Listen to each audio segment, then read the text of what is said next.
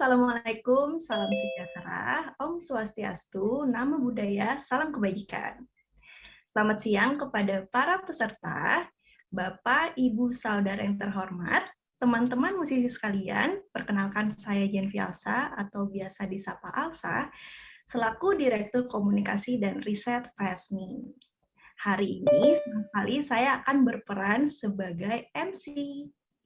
Selamat datang di Diksi Marathon, diskusi industri musik dan musisi jilid 2, bertemakan Musicpreneur. Dan kali ini kita ada di episode keempat dengan judul Peran Penting Karya Visual bagi Karya Musik yang Berdaya Jual.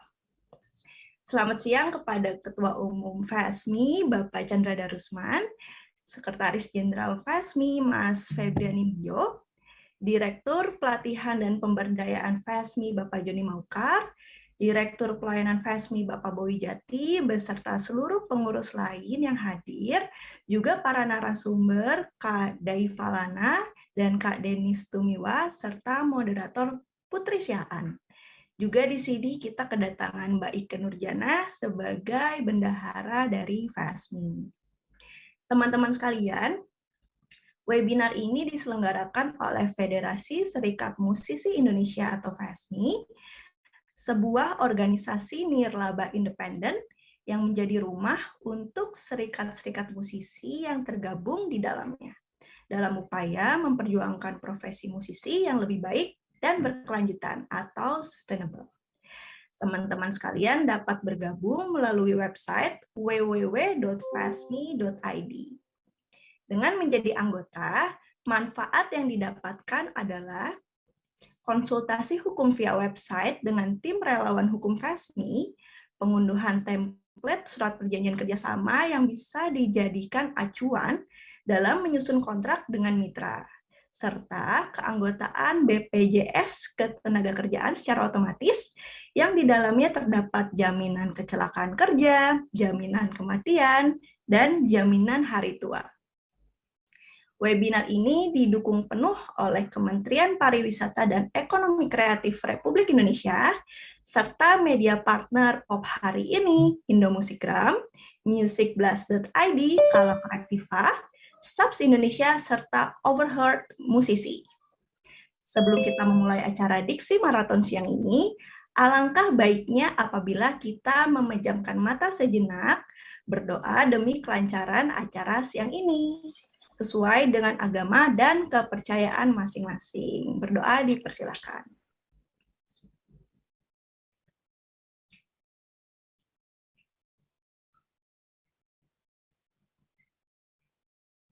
Amin, amin ya robbal alamin. Berdoa selesai. Baik, selanjutnya marilah kita bersama-sama menyanyikan lagu kebangsaan Indonesia Raya. Teman-teman dimohon untuk ikut bernyanyi di tempatnya masing-masing.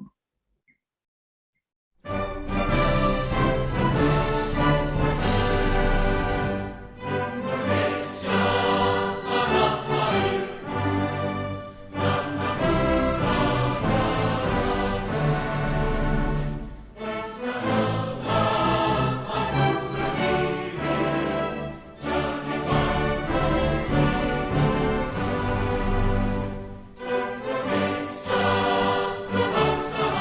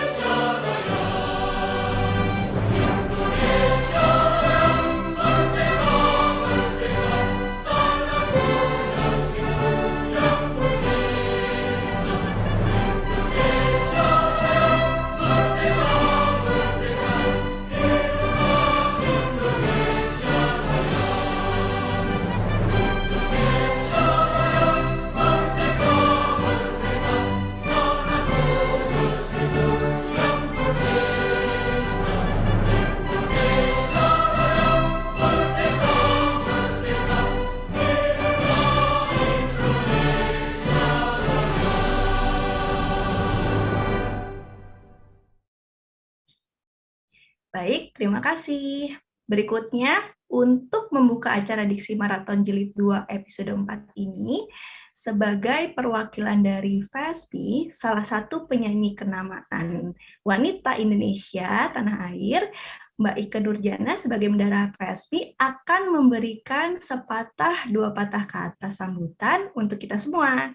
Kepada Mbak Ike, waktu dan tempat dipersilahkan. Baik, terima kasih Alsa. Ya. Assalamualaikum warahmatullahi wabarakatuh. Salam sejahtera buat kita semuanya, selamat siang, salam sehat, selamat berjumpa dan selamat datang di Diksi FESMI hari ini.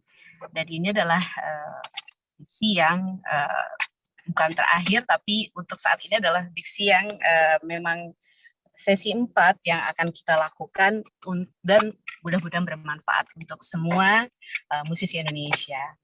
Baik, mewakili dan juga salam dulu kepada Ketua Umum, mewakili Ketua Umum dan juga teman-teman FESMI, pengurus FESMI. Saya Ike Nurjana, selaku bendahara di FESMI, ingin menyampaikan salam, ingin menyampaikan selamat datang kepada peserta FESMI yang hari ini sudah hadir bersama kami untuk mengikuti diksi hari ini yang temanya menarik banget, bagaimana visual itu menjadi berarti besar untuk industri musik atau presentasi musik kita. Tadi judulnya sudah dibeberkan oleh Alsa. Baik, yang pasti pertama kali selamat datang, selamat berjumpa, lalu kami juga mengucapkan terima kasih kepada para narasumber yang sudah hadir. Ada Kakak Daiva Lana, dan juga ada Kakak Danis. Dan yang saya tadi lihat juga banyak sekali yang sudah chat di dalam sana, bagaimana ada Tangsel dan sebagainya, sepertinya berkumpul bersama. Mohon maaf, mungkin kalau agak noise, saya lagi ada di jalan, tapi dengan semangat saya tetap ingin menyaksikan bagaimana diksi ini berjalan. Oh, Medan pun hadir, Horas Medan. Selamat siang, selamat datang Medan. Baik, untuk diksi hari ini itu sangat menarik sekali. Pasti nanti akan dapat paparan yang sangat detail dan juga sangat bermanfaat kepada semua yang hadir hari ini, karena insya Allah narasumber kita akan memberikan semua tips, semua pesan, semua rangkaian yang menjadi titik tolak dari sebuah karya visual itu menarik untuk industri musik. Nah, kalau bicara karya visual atau video yang ada, apalagi sekarang digital, kalau saya boleh memberi semangat, itu penting banget. Satu yang utama adalah mungkin dari pengalaman saya pribadi, terakhir saya baru merilis single terbaru dengan video, itu ternyata makin kesini, makin detail, makin canggih, dan yang satu hal lagi, kita nggak boleh lelah untuk berkoordinasi untuk pencapaian satu produk visual yang menarik dan baik. Karena bentuk koordinasi, bentuk komunikasi, dan konsep itu adalah menjadi modal awal. Jangan serta-merta kita tiba-tiba muncul, kita tidak tahu isinya apa, mau seperti apa, apalagi tidak bisa mempresentasikan lagu kita dalam bentuk visual itu sendiri. Jadi yang saya rasakan adalah sekarang banyak sekali anak-anak muda yang punya kreasi tinggi, punya inovasi tinggi, yang bisa mempresentasikan apa yang menjadi ide kita. Karena bahasa musik kita atau karya kita itu makin didukung oleh visual, itu menjadi daya jual tersendiri. Dan video atau visual itu adalah salah satu presentasi dari karya kita, salah satu bentuk paparan dari karya kita yang bisa makin mengena, yang bisa makin menjadi daya tarik yang lebih, sehingga karya kita sebagai musik dipresentasikan oleh video kita atau visual kita itu menjadi lebih indah, lebih memagnetkan, dan mudah-mudahan itu menjadi daya tarik atau tambahan yang lain untuk karya kita. Nah, hari ini semangat buat semuanya, jangan sampai selesai di tengah jalan untuk mengikuti diksi ini, karena ini sangat bermanfaat, ini akan mendukung, dan semoga FESMI bisa menjadi bermanfaat hari ini untuk semua para peserta. Kami ada untuk musisi, dan semoga bermanfaat, berkah buat kita semua, selamat berjuang, selamat berdiskusi, maaf. selamat berdiskusi, dan juga yang pasti memang selamat berjuang di industri musik Indonesia. Mas Chandra, salam dari saya, dan semua yang ada hadir salam dari saya, lalu juga para pengurus, ini saya seni, dan membawa berkah buat kita semua. Lanjutkan diksinya, semangat, dan bismillah. Terima kasih. Assalamualaikum warahmatullahi wabarakatuh. Waalaikumsalam. Aduh, terima kasih banget Mbak Ike udah menyempatkan walaupun situasinya di jalan, tapi beliau tetap all out untuk hadir, untuk memberikan semangat buat kita semua sebelum kita menjalankan webinar pada siang hari ini. Oke, teman-teman sekalian, sebelum mulai, izinkan saya membacakan peraturan yang berlaku di dalam webinar ini. Singkat aja kok. Yang pertama, semua peserta diwajibkan untuk menonaktifkan mikrofon selama webinar berlangsung. Kesempatan bertanya diberikan dengan menggunakan fitur raise hand yang ada pada aplikasi atau menuliskannya dalam fitur chat. Nanti sesi tanya jawab akan diarahkan oleh moderator. Peserta diwajibkan untuk bertanya dan berkomunikasi dengan bahasa yang pantas, wajar, dan nyaman untuk seluruh orang yang terlibat. Admin berhak untuk langsung mengeluarkan peserta yang mengganggu kenyamanan, menyampaikan pertanyaan dan pernyataan dengan bahasa yang kurang pantas. Ketertiban akan membawa kenyamanan, manfaat, dan kesuksesan untuk kita semua. Mari kita jaga bersama. Nah, ada sesuatu yang tidak kalah penting nih teman-teman sebelum kita memulai acara, yakni berfoto bersama. Boleh ya teman-teman dibuka kameranya sebentar aja buat kita mengabadikan momen yang sekali dalam setahun. Boleh ya? Silakan dibuka dulu biar bisa melihat wajah-wajah segar para peserta nih. Sebentar ya. Mbak Menu boleh di-capture juga ya, bantu aku. Boleh. 1, 2, 3. Oke, slide berikutnya. Sebentar. 1, 2, 3.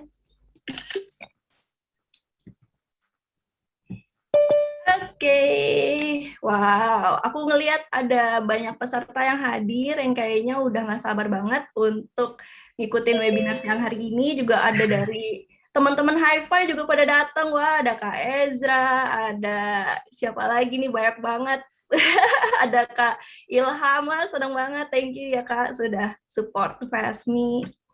Oke, langsung aja. Tanpa memperpanjang waktu lagi, saatnya kita mulai acara diksi siang ini. Saya serahkan acara ini kepada moderator Putri Siaan. Waktu dan tempat dipersilakan Putri. Yes, baik. Terima kasih Kak Alsa. Terima kasih Mbak Ike. Halo, selamat siang semuanya peserta Diksi Marathon. Episode 4 ini rame banget. Kita akan sharing-sharing tentang karya visual yang harus diperhatikan oleh musisi pada siang hari ini. Musik dan visual merupakan dua cabang seni yang harus saling mendukung atau berkolaborasi, sehingga kita bisa menghasilkan karya yang berdaya jual di mata maupun telinga pendengar. Tidak hanya musisi yang sudah memiliki nama besar atau dipandang hingga senior, namun musisi yang baru saja ingin masuk ke industri musik hiburan atau musisi pendatang baru pun dirasa penting untuk aware terhadap karya visual yang mendukung karya musiknya. Dari segi pra-rilis sampai hingga post-rilis, karya visual itu sangat luas dan sangat menarik untuk diperhatikan sama kita sebagai musisi dan harus kita eksplor juga. Dari mulai persiapan konsep, artwork, output, hingga key message yang akan disampaikan ke penikmat. Tanpa berlama-lama lagi, pada hari ini, Diksi Marathon episode 4 yang mengangkat tema peran penting karya visual bagi karya musik yang berdaya jual, saya akan mengajak dua teman saya, ada Kak Denis Tumiwa dan Daiva Lana di sini, yang akan sharing bareng kita. Halo Kak Deva, hai Kak Denis, apa kabar? Halo semuanya. Halo. Siang. Salam kenal semuanya. Apa kabar Kak? Salam kenal. Apa kabar Kak Deva dan Kak Denis? Sehat. Alhamdulillah sehat. Alhamdulillah sehat. Akhir tahun banyak visual musisi kah yang sedang digarap? Ya, kalau sekarang sih karena memang masih offline, masih online, maksudnya masih belum banyak yang offline. Jadi memang apa sih namanya dari segi visual-visual sih masih belum terlalu banyak sih kalau aku sih. Kalau untuk yang offline, tapi kalau untuk produksi untuk konten-konten di sosmed segala macam, ya alhamdulillah. Alhamdulillah. Kalau Kak Denis gimana Kak? Ya paling sama sih kalau misalkan buat semua kan sekarang jadi online. Paling bikin konten-konten buat di sosmed, YouTube dan lain-lain. Bikin konten-konten TikTok kali itu. TikTok Reels ya sekarang ya. Reels. Oke, mungkin sebelum kita masuk ke materi-materi yang mau kita bahas, boleh sebelumnya perkenalkan diri dulu dan sekaligus menceritakan awal perjalanan karir dari Kak Deva dan Kak Denis. Mungkin dimulai dari Kak Denis kali ya. Boleh. Silakan Kak Denis. Halo, selamat siang semuanya. Salam kenal. Saya Denis Tumiwa. Biasa dipanggil Denis. Pekerjaan sih sekarang fotografer. Sekarang juga kerja juga di Hi-Fi, bagian dari Hi-Fi, bagian kreatif marketing. Kalau awal karir sih sebenarnya bermulai tuh dari foto sebenarnya. Kalau foto tuh sukanya sebenarnya dari SMP kali ya. Masuk SMP itu juga sebenarnya gara-gara ikut kakak saya, gitu-gitu. Mula-mula sih gara-gara penasaran, gara-gara dia selalu megang kamera film, moto-moto ini itu, terus kayak kok seru kayaknya, foto-fotoin ngasal, padahal nggak tahu apa yang mau di foto gitu. Palingan kayak saudara atau tante atau bapak ibu gitu-gitu doang sih. Terus habis itu lama-kelamaan dari situ kakak saya milih buat ke video. Terus saya mikir kayak ya pengen sama kayak kakak saya, tapi maksudnya jalurnya pengen di situ juga, cuma pengen beda gitu. Apaan? Ya udah jadinya milihnya nerusin ke foto terus gitu. Ya singkat cerita sih kuliah sih sebenarnya kepikirannya pengen jadi jurnalis gitu-gitu sih. Sempat ngambil jurusan jurnalistik, terus kepikirannya kalau foto tuh identik sama cetak-cetak, semua bakal kalau majalah bakal masuk spread, kalau koran tuh bakal dipajang gitu liputannya cepat gitu-gitu. Terus lama-kelamaan berubah lagi. Sebenarnya berubahnya nggak begitu signifikan sih. Mungkin perubahan itu dari dulunya pengen koran, tiba-tiba sekarang jadi setelahnya jadi majalah. Waktu itu berkesempatan awalnya magang di majalah Rolling Stone. Terus habis itu semua koneksi sebenarnya mulai dari situ sih. Jadi mulai dari foto panggung, foto profile dan lain-lain semua ada di majalah Rolling Stone gitu. Di Rolling Stone juga banyak banget yang diajarin. Terus dari situ lanjut jadi kerja di situ. Habis itu ya akhirnya jadi kayak kecemplung terus-terusan aja di dunia musik gitu. Ya jadinya sampai sekarang deh akhirnya foto-fotoin band, foto-fotoin ya musisi-musisi gitu-gitu sih. Gitu. Keren. Oke, thank you Kak Denis untuk Ya, perkenalannya. sama-sama. Sekarang Kak Deva, boleh coba share, kan Kak Deva juga bikin kayak visual production gitu ya Kak. Mungkin boleh sharing juga sama kita. Oke, selamat siang semuanya. Kenalin, saya Deva Lana, biasa dipanggil Deva. Jadi saya punya creative house atau production house kali ya, yang berkecimpung di ranah visual untuk musisi atau di dunia entertain gitu. Terus mungkin di awal perjalanan karirnya sih, awalnya malah kita as a creative production kita nggak ngarah ke sana dulu sih. Awalnya kita kecemplung karena saya tuh sama teman-teman suka iseng-iseng ngebuat projection mapping gitu. Dulu tuh di Bandung lagi rame lah nge-mapping gedung sate segala macam. Nah, waktu di kampus tuh kita pernah kayak nge-mapping salah satu media yang ukuran cukup besar, dan akhirnya ada salah satu acara, saya ingat salah satu kampus di Jatinangor, Unpad. Jadi mereka itu ada acara tiap 2 tahun tuh ada video mapping. Nah, kemudian kita diundang lah di situ untuk ngisi acara itu. Nah, usut demi usut di situ kita memang nampilin projection mapping yang bercerita gitu ya. Kita nggak kepikiran ada musik segala macam. Tapi di situ tuh turning point-nya pada saat ada salah satu musisi waktu itu yang tampil itu Float main di sana, kemudian di belakangnya itu ada media yang di mapping sama kita. Terus pada saat Float main, si medianya itu kan tetap disorot sama kita kan, sama proyektor kan. Terus di situ kita kayak, wah ini seru juga sih, kayak misalnya pada saat lagu Float yang lagi sendu, kita kasih visualnya apa. Kemudian pada saat Floatnya lagi lagunya temponya upbeat, kita kasih juga visualnya apa. Kadang-kadang kita nyesuaiin banget sama si Floatnya. Nah dari situ barulah kita kayak penasaran, oh ternyata memang ada apanya ya namanya, ada kerjaannya gitu kali ya. Jadi kayak oh ternyata memang ada. Mungkin di situ waktu pada saat itu belum terlalu banyak kali ya di Bandung yang bermain di ranah itu.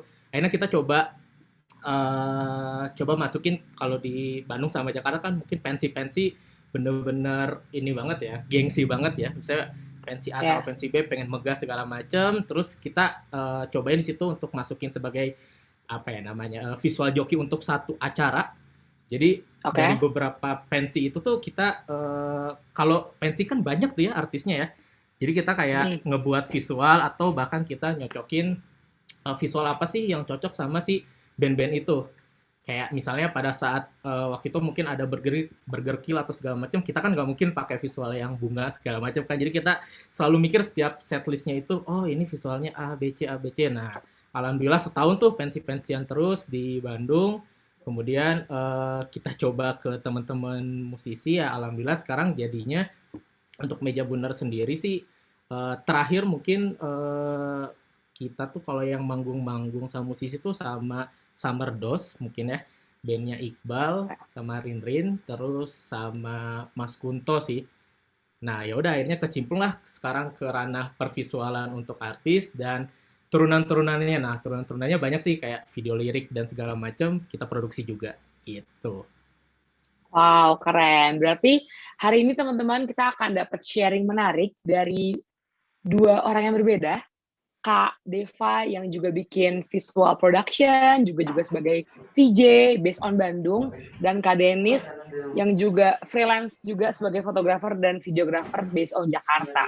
Oke, sekarang aku coba mau tanya dong ke Kak Denis dan Kak Deva, boleh nggak sih diceritain salah satu project yang kalian in touch di dalamnya bareng musisi yang paling berkesan sepanjang karir Kak Denis dan Kak Deva. Terus aku juga boleh tahu nggak sih, Kak Denis sama Kak Deva tuh mulainya banget di industri musik di tahun berapa? Mungkin dari Kak Deva dulu, boleh Kak Deva? Boleh. Berarti tadi yang paling berkesan ya. Kalau yang paling berkesan mungkin bekerja sama dengan salah satu musisi itu waktu ngerjain visualnya Kunto Aji sih.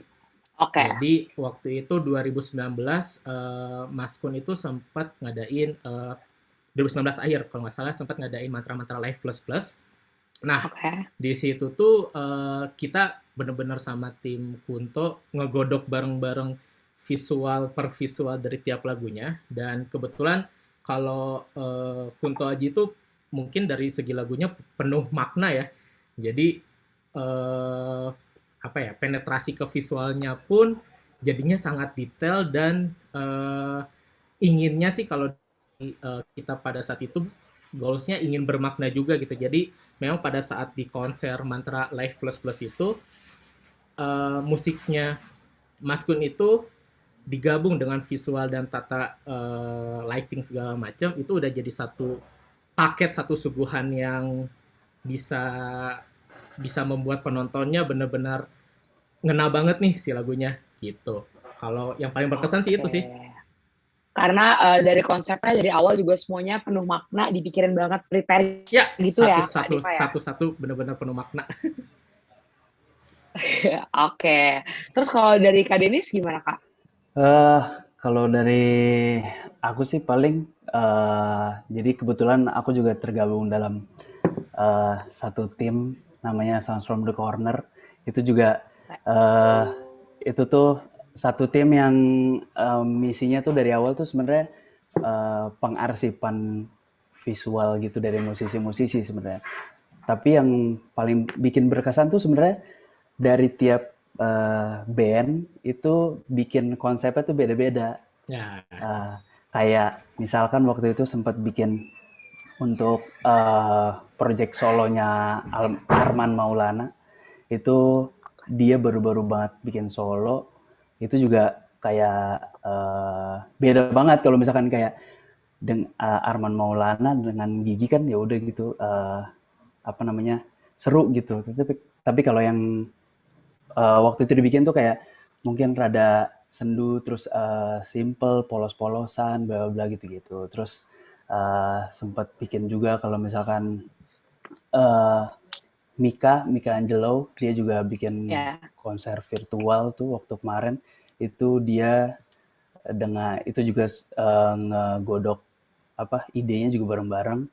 Itu tuh dia itu juga project solonya dia pengen ngeband tapi isinya dia semua sendiri. Jadi dari segi dia main bass sendiri, terus tapi belakangnya visual dia main drum, habis itu dia main Wow. gitar gitu-gitu. Jadi seru banget aja sih. Gitu. Paling sih. Wow. Nah, thank you, Kak. Nah, kan pembahasan kita hari ini, kita mau bahas tentang pentingnya karya visual bagi musisi dan karya musiknya nih, Kak. Aku kepo, sebenarnya menurut Kak Deva dan Kak Denis, bisa nggak sih zaman sekarang karya musik itu dinikmati dengan maksimal dan pesannya itu nyampe ke penikmat, tapi tanpa karya visual. Jadi audio doang nih, nggak ada visualnya. Menurut Kak Deva sama Kak Denis, mungkin nggak hal itu terjadi, Kak? Kak Denis dulu deh. Coba. Oh, oke. Kalau menurut aku sih kalau dibilang bisa sih sebenarnya eh, bisa sih. Cuma kayak nggak sempurna aja gitu kayaknya. Kayak misalkan ya paling misalkan dinikmatin misalkan 50%, 60% gitu. Tapi kalau misalkan dengan ada visual kan bisa jadi 90, 100% bla bla gitu. Jadi kayak yang apa ya? Yang dimanjain tuh nggak cuma kuping gitu, tapi kayak yang dimanjain juga matanya juga yang kayak ngeliat visualnya gitu. Apalagi kalau misalkan kayak eh, apa lagunya itu konsepnya tuh cocok sama videonya gitu, jadi kayak mantep sih. Gitu sih paling. Kayak bermakna banget gitu Iya. ya lagunya. Kuping oke, mata oke. Nah itu. Kalau dari Kak Deva gimana, Kak? eh mungkin ya emang bener sih kata Kak Denis juga sih. Jadi memang kalau misalnya bisa dinikmati secara maksimal tuh ya emang sebenarnya mungkin bisa-bisa aja. Cuman mau nggak mau sekarang itu memang eranya kali ya, era sosial medianya, era informasinya, era kalau kita mungkin fasilitasnya sih yang banyak. Jadi mungkin Iya, iya. mungkin sih kalau saya pribadi sih kadang pada saat kita denger di Spotify itu kadang kita nggak mau denger di Spotify-nya, kita malah pengen dengerin di YouTube-nya gitu. Di Iya, YouTube. iya, Jadi benar. kayak pengen lihat dulu, padahal mungkin cuma pengen denger satu lagu itu doang, habis itu ya udah di close lagi aja YouTube-nya, dengerin yang lain gitu. Karena memang Iya, iya, iya, ada iya. satu dua lagu yang pada saat kita dengerin kan sekarang mungkin kalau apa sih namanya, kalau dari segi audio segala macam sekarang ada yang kayak lossless, ada yang kayak gitu. Emang Ya. bener sih kerasa itu. Cuma pada saat ditambah atau misalnya di apa ya, di boosting dengan hal-hal yang berbau visual itu mungkin lebih lebih oke ya Kak Denis ya, lebih ciamik Iya, lah. Lebih mantap gitu ya, Kak. lebih Iya, hood bener. gitu. Setuju. Nah, Kak, kalau boleh di-share ke kita, kalau buat musisi-musisi nih, buat musisinya, secara teknis, apa sih tips-tips atau pengaplikasian buat ngedit atau dari sesimpel artwork? Bagi pemula itu cocoknya kita harus ngapain ya, Kak? Harus pakai apa ya yang simpelnya buat musisi? Misalnya aku nih pengen coba bikin lagu A, terus mau bikinnya semuanya sendiri. Mau bikin artwork sendiri, mau bikin movie clip sendiri. Menurut ada nggak sih referensi aplikasi atau how aku bisa start untuk mulai visual aku sendiri? Dari Kak Deva mungkin? Oke, menarik nih pertanyaannya. Kalau dari aku sendiri sih sebenarnya sekarang banyak banget aplikasi yang berbayar dan tidak berbayar untuk mengaplikasikan sebuah karya ya. Apalagi kalau misalnya karya desain atau karya visual segala macam. Sesimpel misalnya kalau misalnya kita pakai yang benar-benar profesional sih ya, kalau Adobe bisa lewat Photoshop atau Illustrator ya. Cuman sih kalau misalnya nggak bisa ke arah sana sih sebenarnya ada semacam apa ya namanya? Kalau di website sih, kalau Canva sih sebenarnya terlalu template banget ya, template banget ya. Aku baru mau nyebut Canva. Iya, mau nyebutin Canva kan.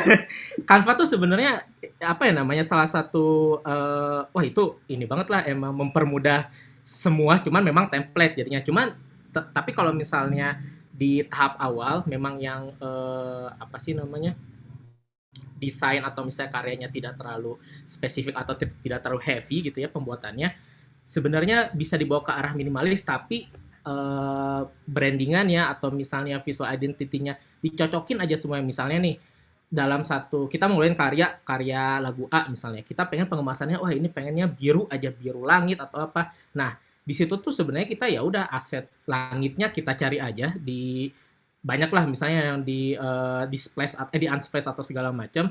Nah di situ aja tinggal dikemas gimana caranya setiap biru langitnya itu diimplementasikan di tiap media sosial gitu. Jadi benar-benar konsisten gitu.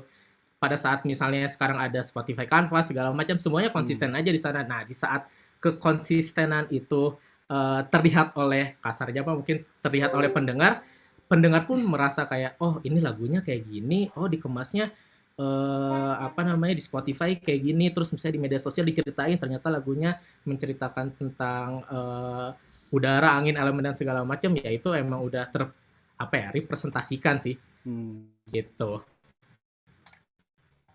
Wow, oke aku dapat satu aplikasi di luar Canva. Terima kasih Pak. Itu sangatlah mudah, tapi template. Betul. Dari kali ini sama nih Kak biasanya, kalau buat newbie. Kalau dari aku sih, paling kalau boleh cerita dikit tuh, dulu tuh sempat bukan megang aja, bantuin lah. Jadi adalah band indie gitu namanya The Young Liars dulu dari Jakarta, cuma mayoritas dari anak-anaknya dari Bandung gitu. Dia apa namanya? Apa ya genrenya post rock gitu lah. Dulu tuh ribet lah. Kalau misalkan mau ngebantuin bikin apa misalkan dia manggung dulu kan zaman-zamannya High Day gitu-gitu. Ya, High Day. Itu kayak bikinnya kayak pakai Photoshop tapi Photoshopnya ribet. belum lagi kalau misalkan laptopnya nge-lag dan lain-lain gitu-gitu. Itu ya mungkin bersyukurnya kalau dulu ya aku udah punya laptop jadi masih bisa kerjain walaupun nge-lag gitu. Cuma kalau di apa balikin kayak ke sekarang gitu, semua yang dilakuin dulu itu bisa dilakuin pakai HP gitu, kayak desain semua tuh bisa dari HP gitu, kayak ngedit langsung cat naik udah langsung upload, itu udah lumayan high res buat sosmed gitu, kayak wah ya udah cukup lah gitu kan. Kalau ngedit gitu kan nggak perlu yang kayak mau buat cetak billboard bla bla. Nah, kan biasanya kan rata-rata buat sosmed gitu-gitu. Iya, beda lagi ya. Itu sih paling iya. Bahkan sekarang kita udah bisa tinggal grading foto, masukin ke Instastory, kita bisa edit di Instastory ya, Kak. Itu. Kalau dulu kan filternya masih apa sih? Halu-halu banget gitu loh. Hijau banget, biru banget gitu-gitu. Iya, sekarang memang aplikasinya yang mendorong kita untuk lebih kreatif lagi, lebih ngebuat apa karya di situ di aplikasinya kayak Instagram gitu tuh. Ya, seru banget. Nah, Kak, kalau menurut Kak Dini sama Kak Deva, sekarang tuh pasar lagi ke era mana nih? Kan kalau aku sebagai orang awam gitu ngelihat video klip A viral, semua orang video klipnya kayak si A, pakai 90s semua, pakai atau apa semua. Kalau menurut Kak Deva sama Kak Denis, sekarang lagi era apa sih visualan di musik ini? Kak Denis dulu mungkin. Kalau aku sih ngelihatnya sebenarnya kalau lebih ke arah mana sebenarnya agak kurang tahu ya. Cuma kalau aku boleh ngomong kayak misalkan semua tuh balik lagi ke referensinya masing-masing sih. Ada yang referensinya mungkin ke grande-grande, ada yang mungkin referensinya ke yang simple-simple gitu.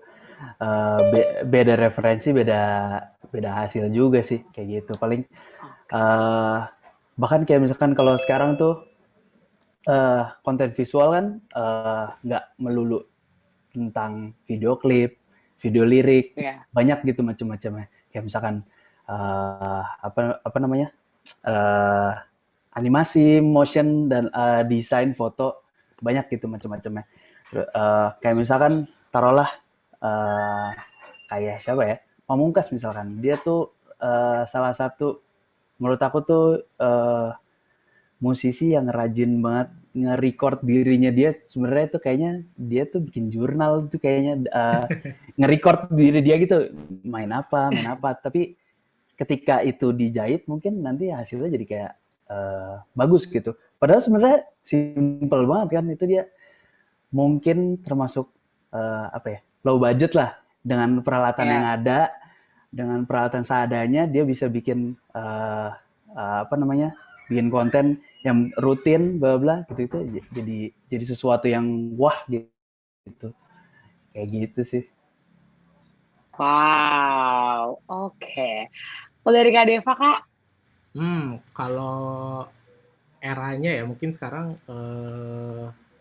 mungkin nggak bisa di ini ya, nggak bisa diklasifikasikan lebih ke eranya mana. Kalau menurut aku sendiri sih ngelihatnya lebih sekarang ke musisinya itu sendiri sih, atau misalnya si bandnya itu sendiri. Jadi memang kalau misalnya dia benar-benar apa namanya, memang udah punya bukan ciri khas sih, emang dia arah genrenya ke A, misalnya dia pengen pengemasannya A, ya udah itu pengemasannya dibuat ke arah sana aja gitu. Nggak perlu, menurut aku sih nggak perlu jamin di saat pengemasannya yang emang ribet tapi dibuat minimalis dipaksain ternyata nggak masuk pesannya, tetap aja gitu. Jadi sekarang memang balik lagi ke musisinya, balik lagi ke orang-orang yang ngebuat visualnya, gimana caranya mungkin sekarang orang visual dan orang musisi untuk menyamakan pikiran sih, lebih ke bagaimana si musisinya ingin menyampaikan musiknya dan bagaimana orang visual ingin boosting lagunya untuk disupport gitu. Jadi kalau dibilang eranya kemana, kayaknya di setiap apa ya, kalau kita di setiap geng-geng musik tuh kayaknya ya udah musik hardcore mah hardcore gini, ya beda-beda gini. Jadi soalnya ya yang aku rasain setelah misalnya bekerja sama dengan beberapa teman musisi itu, ada yang memang misalnya larinya ke yang simple aja, pop aja, simple aja, yang penting kalau di lirik misalnya, yang penting liriknya kebaca. Ada yang kayak gitu. Ada yang kayaknya nih liriknya dikecilin aja tapi motion grafisnya digedein, karakternya gini. Oh, berarti dia pengen nampilin keunikan karakternya. Jadi memang ya sekarang mungkin eranya era gimana musisinya melihat, oh kayaknya ini album ini pengen dikemasnya seperti ini gitu. Paling gitu sih. Oke, jadi balik lagi ke musisinya ya Kak, lagi mau nge-branding dirinya seperti apa, value-nya apa, ciri khasnya apa.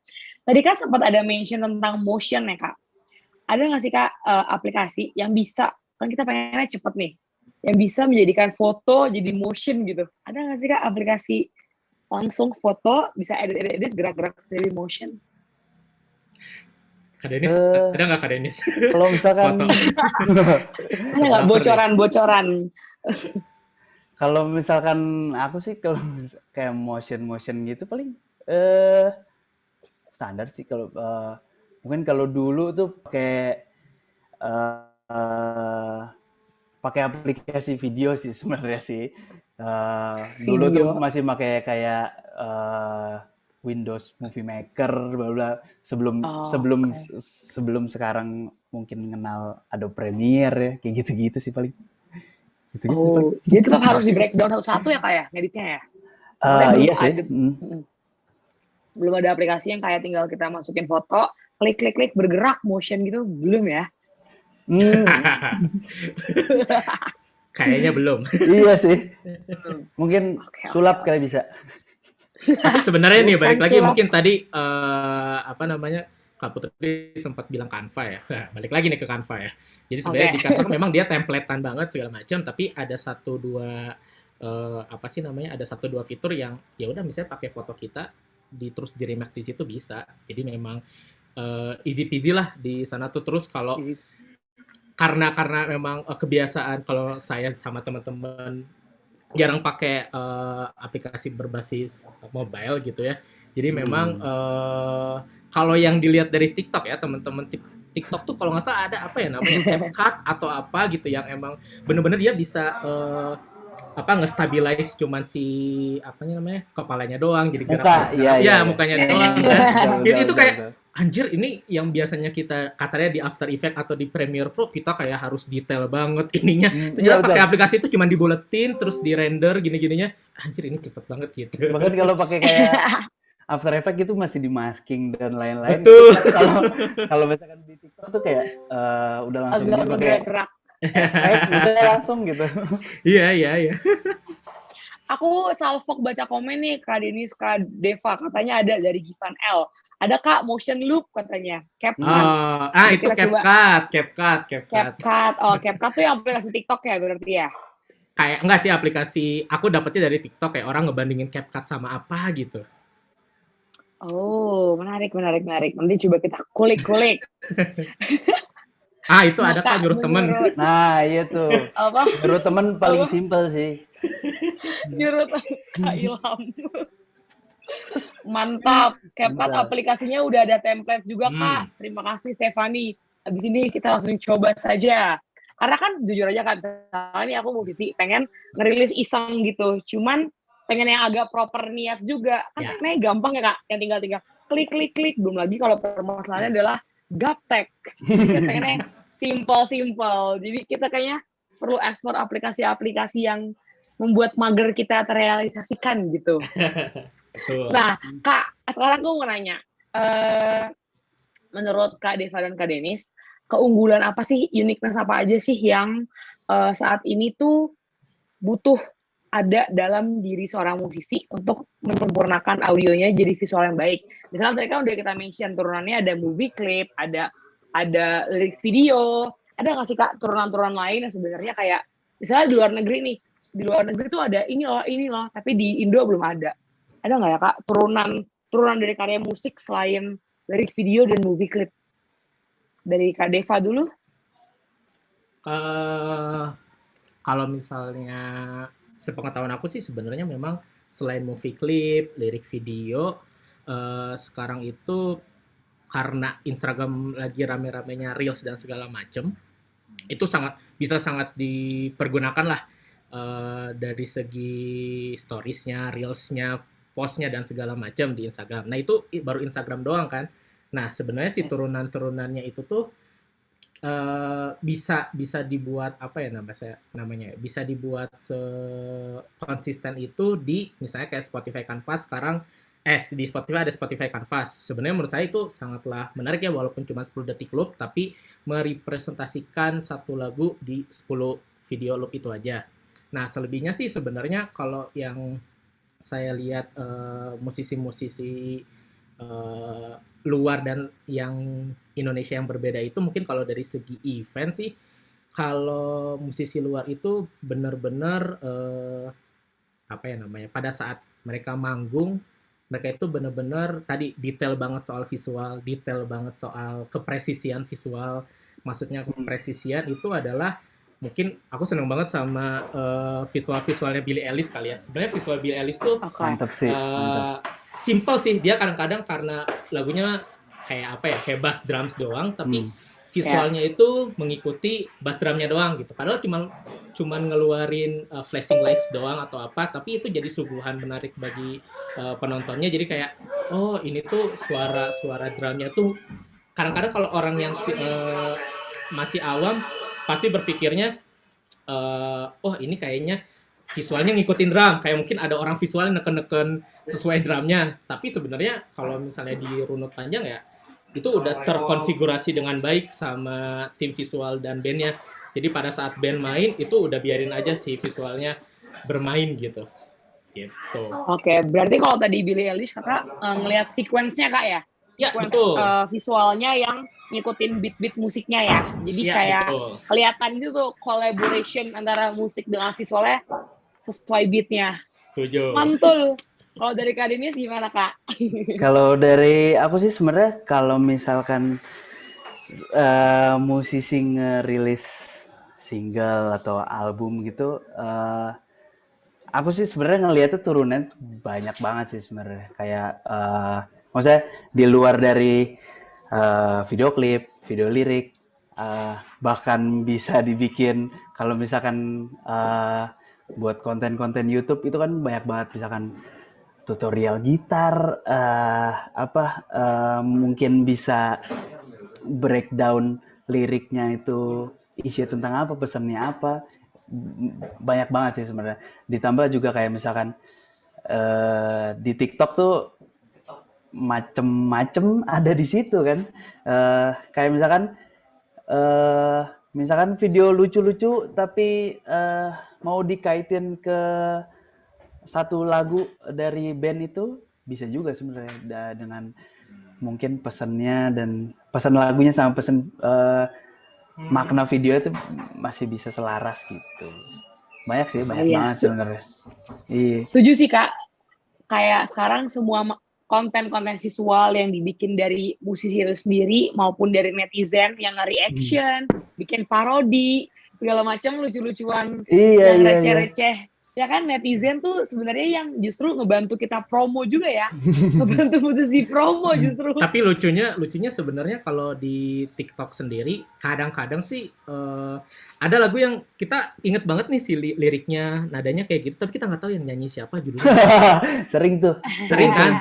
Pada akhirnya kita selalu ngeklik apanya sih namanya, ngeklik lagunya, pas ngeliat oh si ini lagu yang iya pada saat oh ternyata ini gitu. Mungkin kemarin yang benar-benar hits yang Pamungkas kali ya, yang To The Bone itu ya, benar-benar. To The Bone, iya. Ya. Bone itu, wah itu booming banget ya. Dan sekarang generasi-generasi milenial yang main TikTok, yang followersnya banyak banget, kan banyak yang nggak tahu lagu Indo ya Kak. Kebanyakan taunya lagu Inggris tapi artinya Indo, atau lagu luar sekalian. Aku mau cerita juga, kemarin tuh aku punya sepupu lah ya, anak SMP. Dia nggak tahu Rosa, dia baru tahu Rosa pas lagunya viral di Ku Menangis. TikTok. Jadi kayak secara nggak langsung konten-konten netizen itu membantu musisi atau artis naikin lagi exposure dari karya musiknya itu. Dan nyambung juga nanti di video klip, di YouTube mungkin views videonya naik, di Spotify listener naik, gara-gara terima kasih untuk netizen maha benar deh pokoknya itu ya. Nah Kak, sekarang kita coba agak melipir ke karya musik yang kita nikmati secara live atau konser. Walaupun 2 tahun ini kita pandemi, konsernya online semua ya. Kan banyak ya Kak jenis-jenis musisi itu yang mungkin kayak tadi Kak Deva mention, Kunto dia perhatiin banget visualnya dia saat di stage, lagu ini visualnya apa, lagu ini visualnya apa. Boleh nggak sih Kak bantuin share, misalnya balik lagi nih ke aku musisi newbie. Aku pengen manggung 5 lagu, tapi pengen visual aku tuh terkonsep. Tapi yang bikin Kak Ilham, yang bikin hanyalah aku seorang. Aku juga nih, indie banget nih aku anaknya nih. Misalnya ya, ada nggak sih Kak saran aplikasi, lagi-lagi aplikasi buat visual aku, jadi aku nge-VJ-in diriku sendiri. Mungkin dari Kak Deva lagi boleh? Paling sih sebenarnya lebih ke ini sih, ini lebih ke kontennya sih mungkin ya. Jadi kalau misalnya awal-awal merintis, awal-awal kayak pengen dibuat semuanya sendiri atau segala macam, kalau misalnya masih awal-awal sih, aku sih bener-bener kalau misalnya pada saat manggung gitu ya, misalnya pada saat live ada LED-nya, kalau misalnya apalagi pada saat ada dikasih kesempatan ada LED, wah itu pergunakan sangat baik tuh, harus dimaksimalkan si LED itu. Nah, sesimpel misalnya dari artwork yang udah kalian buat, itu tempelin aja di LED segala macam, terus ada misalnya kalian buat satu logo doang, terus kayak ada satu visual netral. Kalau kita biasanya sih Meja Bunda biasanya selalu ngebuatin untuk klien-kliennya satu visual netral yang kalau misalnya dia event dimanapun lagunya ngacak segala macam pakai visual yang itu gitu. Jadi setidaknya mungkin yang sekarang itu setiap manggung itu minimal ada satu flash disk tuh. Isinya tuh udah ada artwork-nya, misalnya artwork lagunya, videonya, terus ada video logonya doang sama video dari yang netral itu video mau template ke atau apa tapi yang menunjukkan si bandnya. Nah, kalau dari segi si aplikasi sebenarnya kalau tadi sih aplikasi yang kayak CapCut yang kayak gitu, kalau misalnya memang dari si template itu bisa nge-remake dari logo jadi 3D segala macam, sebenarnya nggak masalah banget, nggak harus profesional software juga sih, gitu. Jadi tapi memang diperhatikan apanya sih namanya general resolusi kali ya, general resolusi yang ya udah resolusinya dibuat sebesar mungkin. Jadi nanti kita tinggal ngasih tuh ke bagian visualnya ini apanya sih namanya? Ini visualnya tolong di play pada saat saya manggung. Nah, kenapa dibuat kayak gitu? Menurut aku karena supaya menjaga konsistensi sih. Takutnya memang gini, di setiap event itu kan kadang-kadang ada beberapa visual joki yang proper, ada visual joki yang proper ya. Lebih ke kadang-kadang ada yang memaksimalkan kayak mungkin dengerin lagu hi-fi atau dengerin lagu Kunto, oh ini kayaknya visualnya cocoknya A, ini cocoknya B. Jadi ada yang kayak gitu, tapi ada juga yang kasarnya mah dia ya udah asal play aja. Nah, itu yang disayangkan banget. Jadi kalau misalnya kalian udah punya sebagai musisi independen ya, ini benar-benar semua independen ke orang visualnya, ini pokoknya nggak boleh pakai visual yang lain, harus visual yang ini. Karena ini udah brand image dari ininya artisnya. Mungkin setuju kayak waktu Pamungkas juga mungkin LED-nya pernah merah doang Pamungkas. Betul. Itu sebenarnya kan kalau nggak salah nggak ada visualnya, tapi dari awal sampai akhir kayak gitu, wah itu kena banget sebenarnya gitu. Iya benar sih. Paling nyambung soal logo gitu juga paling bisa sih sesimpel kayak misalkan taruhlah punya logo gitu ya. Punya satu logo, biasanya kan antara hitam atau putih gitu. Benar. Cobain aja itu di apa namanya? Misalkan dibiruin, dikuningin, nanti tinggal di looping itu kan sebenarnya bisa juga jadi karya visual yang simple tapi ya lumayan gitu. Itu branding juga kan sebenarnya di situ. Ya benar, karena mau nambahin soalnya kalau band-band yang mungkin yang masih awal, karena dia butuh exposure nih, mungkin pada saat MC-nya nge-present bandnya, orang-orang mungkin fans kayak orang-orang yang nontonnya itu masih belum ini siapa ya. Tapi kalau misalnya langsung to the point aja, siapa gitu nama penyanyinya atau misalnya artwork-nya, oh ini tuh pernah lihat di sini, oh ini tuh pernah dengar di sini, gitu. Cuman buat nge-trigger doang sebenarnya. Jadi langsung jebretin aja nama musisi misalkan kayak gitu kan, jadi orang yang nonton jadi oh ya tahu sih ini siapa dia ya, branding musisi juga kan Kak ya. Wow, keren. Nah Kak, balik lagi ke visual digitalnya musisi. Menurut kakak yang kompeten nih di bidang visual, seberapa penting Kak talent ganteng atau cantik dalam video klip? Dari Kak Denis dulu kali ya.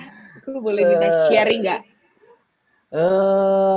Talent cantik atau ganteng? Sebenarnya sih kalau misalkan aku boleh jujur sih, aku mendingan ngejual si musisinya sih kalau aku boleh ngomong sih, aku mendingan ngejual musisi ya kalau misalkan mau bikin karya visual, karya apa daripada pakai talent, mendingan ya sok dia aja gitu biar makin dikenal, exposure-nya makin naik. Ya udah gitu dia makin kena gitu. Gitu. Mungkin ya awal-awal dia agak aduh malu enggak lah ini itu, tapi ya tapi harus dipaksain. Kan, iya, ya penikmatnya juga kan dia pasti pengen tahu gitu mukanya kayak gimana, lagunya kayak gimana ya, jadi makin tahu aja semuanya. Oh itu dia gitu. Wow. Oke, kalau dari Kak Deva gimana Kak?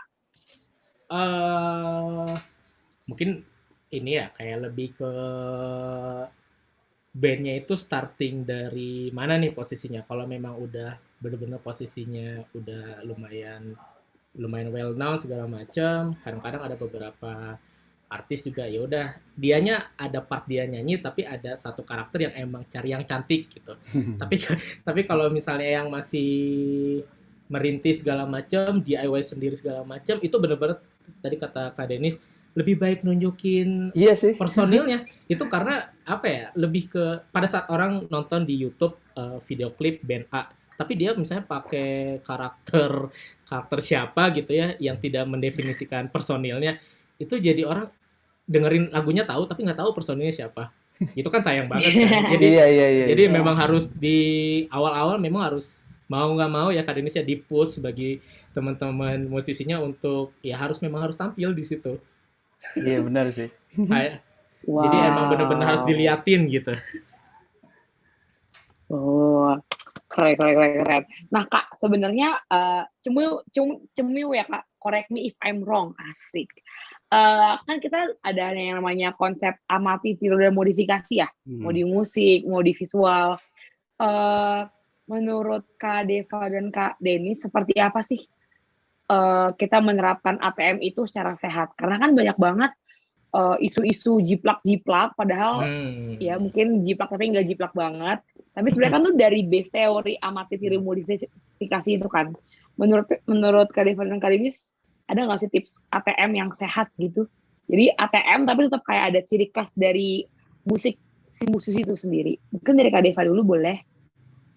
Perihal ATM emang apa ya? Pertanyaan bagus sih karena sekarang konten itu sangat mudah dijiplak sih sebenarnya ya. Maksudnya kadang-kadang ada konten-konten di YouTube, kalau kita lihat di TikTok tiba-tiba loh ini YouTube-nya siapa tapi kayak dipotong sama orangnya bagian ini tanpa ada, ya nggak tahu ya mungkin apakah itu minta izin dulu atau segala macam. Tapi kalau menurut saya sih berawal dari tadi balik lagi kalau musisinya memang menjunjung tinggi keoriginalitasan, terus kayak semuanya pengen bener-bener dikemas dengan baik tanpa memperdulikan aduh ini takut misalnya jiplak banget atau apa segala macam. Nah itu sih dari awal sih emang dari teman-teman musisinya juga, dari teman-teman visualnya juga, mereka harus dari setiap konten yang mereka buat itu mereka benar-benar nyari ininya sih. Sekarang tuh banyak kan konten-konten yang sebenarnya free copyright atau segala macam, itu benar-benar harus apa ya, bukan apa ya, benar-benar harus di detail banget lah. Sekarang kadang-kadang ada yang free tapi ternyata free-nya itu kita harus mention nih ke orang A, B, C. Ada yang free tapi ternyata free-nya itu nggak boleh diapa-apain. Tapi ada juga yang free, dia boleh didistribusiin secara massal, dia boleh boleh di custom, boleh diedit segala macam. Nah, kadang-kadang yang harus dicari itu yang kayak gini nih, yang harus teman-teman musisi juga harus bener-bener detail untuk nyari, wah konten tuh banyak banget sebenarnya di internet sekarang yang kayak, oh ternyata ini free nih bisa dibuat diedit kayak gini, pakai aja, nggak masalah sih itu. Apalagi kalau yang kasarnya awal-awal belum tahu cara mengemas atau ngebuat sesuatu yang lebih heavy gitu ya, lebih ribet. Nah nggak apa-apa sih sebenarnya, itu aja. Cari bahan-bahan tuh yang banyak banget sih sebenarnya di internet. Wow, oke. Kak Denis ada mau nambahin? Paling kalau dari aku sih, kalau misalkan soal ATM, apa namanya? Kalau menurut aku ya, ini zaman sekarang sih, menurut aku kalau misalkan orang bikin konten, bikin karya visual apapun, menurut aku pasti dia punya referensi dan pasti dia ngikutin A atau ngikutin B, ngikutin C, itu pasti sih. Cuma tinggal dianya aja sih, dia misalkan ngambil dari referensi A, dicomot, nanti diolah gimana gitu. Yang pasti sih jangan sampai sama, intinya kayak gitu. Kalau menurut aku sih gitu ya, kayak misalkan nyari referensi sebenarnya nggak apa-apa banget sih, malah harusnya sih harus cari referensi sebanyak mungkin gitu. Sebanyak-banyaknya. Iya, kalau kayak tadi tuh soal soal foto yang ada juga di internet, kalau misalkan aku boleh sebut kayak misalkan Unsplash itu kadang-kadang Itu tuh dia fotonya bagus-bagus banget, itu bisa dipakai, bisa Ya, diapain. Tapi kan kalau misalkan kita download itu kita harus nge-tweet atau nge-post apa ya, gitu. Itu bentuk apresiasi kita buat betul. Unsplash. si punya karya gitu. Ya, kayak gitu-gitu sih. Wow. Nah Kak, nyambung nih ke konsep ATM dan tadi kita harus nyari referensi banyak-banyaknya. Boleh nggak sih di-sharing ke kita, kalau kita mau bikin artwork nih sebenarnya utama kan artwork ya, kita mau rilis di Spotify aja kita harus submit artwork ke agregator buat musik kita dirilis. Boleh nggak sharing ke kita referensi-referensi yang asik artwork zaman sekarang tuh yang oke tuh yang kayak gini. Mungkin misalnya buat genre yang pop lagi gini warnanya, yang jazz lagi gini warnanya. Kalau dari Kak Deva sama Kak Denis ada nggak referensi itu sendiri? Atau aplikasi apa, platform kita bisa nyari referensi buat kita dapetin artwork yang kita mau? Ada saran nggak media atau platform buat kita nyari referensi artwork tersebut? Silahkan, mungkin Kak Denis dulu. Apa ya? Kalau misalkan referensi, ada buat genre metal kali ya. Pastiin warnanya hitam putih. Black Sama and white ya. Rata-rata kan begitu kan. Kalau misalkan sama fontnya akar gitu ya. iya. Apa ya? Kalau misalkan referensi sebenarnya macam-macam sih, banyak banget sih kalau misalkan di internet, kalau misalkan mau dicari. Bahkan kalau boleh aku bilang kayak misalkan nih ya, bikin logo tulisan nama band gitu misalkan ya. Oke. Tapi ini dulu aku juga pernah buat waktu itu buat ada yang band itu namanya The Young Liars itu aku bikinnya bener dari ngambil dari fontnya di dafont.com, itu beneran ngambil dari situ. Apakah Dafont? Iya, itu kan udah familiar banget kan kalau misalkan itu dulu tuh bikin dari situ, tinggal ketik, wah bagus, oke ya pakai. Kalau dulu sih gitu ya, kayak gitu sih. Tinggal jiplak. Oke, kalau dari Kak Deva Kak, ada nggak Kak platform atau media buat kita nyari di luar Pinterest ya? Aku biasanya nyari Pinterest lagi, anak Pinterest banget nih. Pinterest kunci sih. Sebenarnya kalau apa ya namanya, kalau misalnya mau eksplorasi artwork tuh balik lagi nih ya, ini sebenarnya satu tips juga. Kadang-kadang kalau misalnya aku sama teman-teman kalau misalnya mau nyari artwork atau misalnya nyari apa sih namanya referensi, itu kayak kita buka aplikasi Spotify. Spotify itu kan sebenarnya algoritmanya udah lumayan bagus ya. Misalnya dia kayak akan mereferensikan band yang alirannya yang sama, itu akan sama semua tuh. Nah dari situ kalau aku sih kadang-kadang bahkan ngelihat bandnya, pas ngelihat bandnya, ngelihat atoknya, ini atoknya kayak gini. Terus lihat lagi tuh bener-bener apa ya namanya, bener-bener detail banget, kepo banget sama band-band yang similarnya aja di situ. Paling gampang sih di situ sih sebenarnya. Jadi kalau misalnya tadi kalau Kak Putri nanya kalau aliran yang pop kayak gimana, kalau misalnya aliran yang kayak gimana, kayaknya aku kalau ngejawab itu kayak agak susah ya. Sekarang alirannya kemana ya? Bingung. Tapi kalau misalnya kita ngelihat sekarang yang udah ada gitu ya, paling gampang tuh kita buka aja platform musik streaming kita. Kemudian di situ tuh emang rata-rata beberapa band kan udah mulai peka dengan artwork ya. Band-band yang besar pun pasti itu mah udah peka kan. Jadi dari situ kita benar-benar nyari si artworknya, kayak misalnya band yang si metal tadi itu ya, kita lihat lagi si artwork yang lainnya, oh sama ternyata ini akar-akar juga, cuman akarnya beda yang ini misalnya kayak gitu. Jadi paling gampang sih sebenarnya kalau ngereferensiin artwork, kalau misalnya tadi ke Pinterest itu, wah Pinterest tuh udah kayak overwhelming banget ya, udah banyak banget, kayak kita mau nyari apapun ada di situ. Cuman kalau misalnya kita mau nyari yang similarnya masih rada-rada kena, ya itu balik lagi ke platform musiknya aja, di situ udah banyak artwork sih yang bisa kita lihat. Wow. Oke, dicatat teman-teman aplikasi-aplikasi tadi supaya kita bisa menemukan apa yang kita mau. Oke, mungkin sekarang aku mau mempersilahkan buat peserta untuk nanya-nanya langsung ke Kak Deva sama Kak Denis, boleh ya? Mungkin boleh raise hand buat teman-teman yang mau nanya-nanya seputar tema kita pada siang hari ini. boleh raise hand dan kita bertanya di sini. Atau kalau yang malu boleh diketik di kolom chat juga, nanti aku bacain pertanyaannya. Apakah ada yang ingin bertanya seputar tema kita hari ini? Oh, ini di chat nih ada Dewa 19 dong, artwork-nya terbaik era pandemi. Ya, Oke, coba kita Ahmad kulik Dhani artwork itu. Dewa 19. Artwork Ahmad Dhani emang the best. Emang nggak ada yang Coba. ngalahin. Terserah deh. Ahmad Dhani mau bikin kayak gimana. Mantap. Ada pertanyaan. Ini kan ada pertanyaan. Menurut Kak Denis, menurut Kakak, enggak Kak. Aduh, aku baca lagi. Sorry Kak. Oke. Mungkin sambil ada nih dari Rosa Mistika. Mau nanya dong, gimana caranya kita nge-plan video klip dan artwork kita as a new artist supaya bisa sesuai dengan benchmark market yang kita tuju. Thanks. Siapa dulu yang mau menjawab? Kak Deva atau Kak Denis mungkin?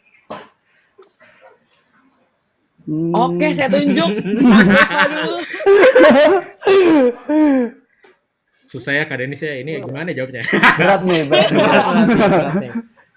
Jadi pertanyaannya itu, bentar aku mana dong, gimana cara kita ngeplan video klip? Oke, kalau ngeplan si video klip sama si artwork sendiri sih sebenarnya itu memang harus mengumpulkan kalau misalnya menggunakan jasa third parties gitu ya, maksudnya jasa orang lain juga, itu emang harus ngumpul brainstorming bareng-bareng, harus ngumpul bareng-bareng, ngobrol bareng-bareng. Nah, kalau untuk si benchmarking yang sendiri itu sebenarnya lebih banyak diskusi lebih bagus. Karena gini, kadang-kadang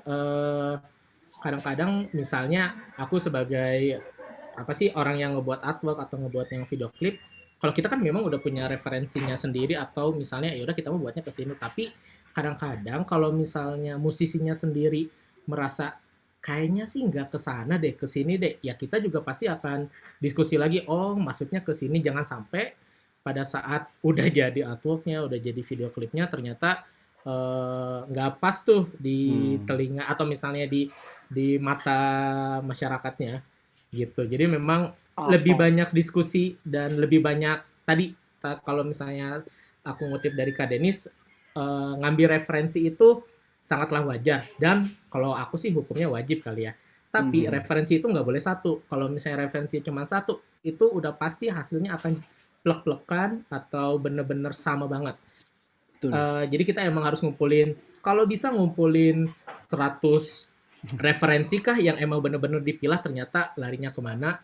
Nah jadi dari referensi itu kita bisa tahu kenapa si band ini dia marketnya ke sini, kenapa band ini marketnya ke sini gitu. Iya sih. Kalau dari aku sebenarnya kayak yang penting tuh ngulik sih, kayak ngulik itu dalam arti kayak misalkan taruhlah kayak sekarang kan lagi zaman yang Korea bla bla, Korea kan identik sama warna yang kayak soft gitu-gitu. Maksudnya itu bisa masuk tuh ke situ untuk penentuan warna, untuk penentuan bentukannya kayak apa, kayak gitu sih. Wow, oke. Nah, mungkin sebelum kita lanjut ke pertanyaan berikutnya, aku mau minta tolong Kak Deva dan ada Mas Bayu buat share screen. Ini menurut aku menarik. Kita sambungin ke pertanyaan dari Ros Mistika. Gimana caranya kita nge-play video clip dan artwork as a new artist supaya dengan benchmark market. Dan dari tadi kan kita bahas referensi nih. Mungkin Kak Deva boleh sharing ke kita. Ada beberapa referensi yang pernah Kak Deva dan Meja Bundar jalanin ya. Mungkin bisa di-share ke kita buat jadi referensi kita. Nah, silahkan Kak Deva. Yang pertama dulu deh. Oh ini ke play yang pertama dulu. Sebentar. Coba yang pertama. Di hold di yang pertama dulu. Nah, kalau yang ini itu Eva Celia waktu dia manggung di Widowfest, bertepatan dengan beberapa minggu sebelumnya tuh dia ngerilis album, single juga, ini yang All About You. Jadi dari yang All About You ini aku kerja sama tim kreatifnya untuk dibuatkan si visualnya. Nah, kebetulan All About You itu si liriknya kena banget di pas All About-nya itu. Jadi pada saat nyanyi All About You, yang keluar tuh ini. Jadi orang-orang yang nonton itu kayak, oh ikut nyanyi juga. Walaupun mungkin masih pertama awal-awal ngedengerin gitu si ininya. Coba next. Next slide kedua. Nah, kalau yang ini dia lebih bandnya Rin dan Iqbale, Summer Dose. Jadi kalau yang ini lebih fusion, lebih eksperimental banget. Jadi dari segi visualnya memang karena lagunya lumayan beat dan elektronik banget, kita buatnya bener-bener apa ya, random banget. Dan tapi di sini tuh uniknya itu kita apa sih namanya, udah nyesuain sama tempo lagunya. Jadi di saat misalnya suara drumnya, bassnya doang, itu bisa berubah si visualnya. Coba next lagi. Ini masih sama. Nah, ini mungkin yang salah satu tadi aku sempat mention, penggunaan logo dalam LED itu sebenarnya perlu sih untuk beberapa band yang awal-awal kemunculannya masih belum banyak orang yang tahu gitu. Jadi memang yang di Summer Dose ini kita nekenin juga sih, si logo si Summer Dose-nya ini kan kemarin itu baru, jadi kayak kita pengen nampilin si Summer Dose-nya ini. Next lagi.